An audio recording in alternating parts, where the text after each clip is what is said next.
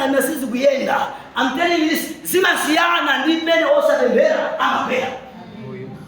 Iweyo ngakho ngati mholungama, ngati okhulupirira pali chiyembekezo kuti pali nthawi ina yake your God shall raise you up. There is hope in your life that no matter what, no matter how long, but there is one day I shall rise. My mother shall rise. My marriage shall rise. My business shall rise. Yes, today, Ndagwa. My enemies will and Ndagwa. But that does not mean I shall end like that. The Bible says there was a man for 38 years he was sick. But that did not mean that man cannot get healed. There was a day when Jesus appeared in the scene. The Bible says that man was healed.